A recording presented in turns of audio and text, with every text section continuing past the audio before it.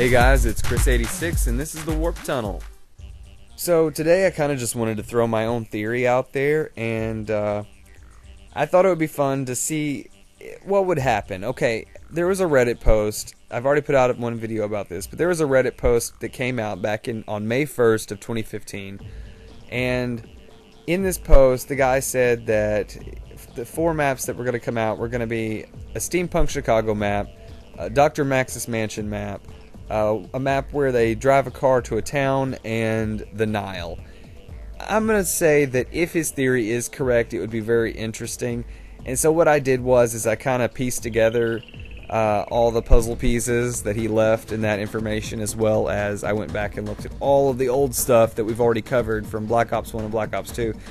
And this is what I came up with, and I kind of just wanted to share it with you guys and see what you thought. So let me start with 2 things really quick. If you haven't seen 2001: A Space Odyssey, you should watch it.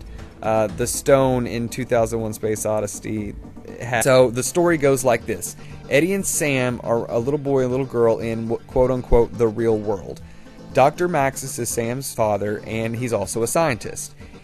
He's trying to do experiments to unlock the potential of the human mind, and what that means is to bring psychic abilities to life and stuff, like unlocking the full potential of your brain and allowing us to go further and do things that we couldn't do before. In this experiment, he tests Eddie. And what I think is going on is in these experiments, we're getting to see what's going on in their subconscious. Inside Eddie's subconscious, you have Mob of the Dead. And inside Samantha's subconscious, you have Shadows of Evil. We could correlate this with the blue color for Eddie and the orange color for Sam. So then, at some point in this process of trying to unlock their minds, Eddie dies. And what I think could happen is that when Eddie dies, kind of like the smoke monster from Lost, you know, his spirit, consciousness, whatever, goes into the ether again within this real world and brings zombies into it. So now zombie playtime is becoming real, and maybe when Eddie died in this experiment, that's what's causing all of this to happen. So now they have to stop this somehow. So what Maxis does is he now puts Samantha into the experiment and does the same thing. Well, after she experiences Shadows of Evil, her mind somehow is unlocked. Even though Eddie died during the experiment, Samantha succeeds and she lives.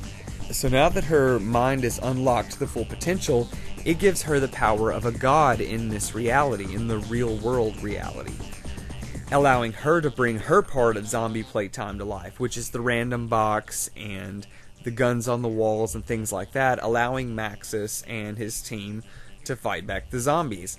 But now they have to stop this worldwide catastrophe they've unleashed. Honestly, I've gotten so deep at this point that I can't turn back, and I can't explain it all in one video. I kind of really wanted to get out there today what if this guy's story is true, that Mob of the Dead and how Mob of the Dead and how Shadows of Evil relate to the rest of the story. And I think this would be a cool direction to take it. Even if it's not the direction they go, I think it would be a cool direction to take it. But it's been fun, and it's real late, so I'm going to get off here tonight. You guys have an awesome one, and I will see you on the next episode.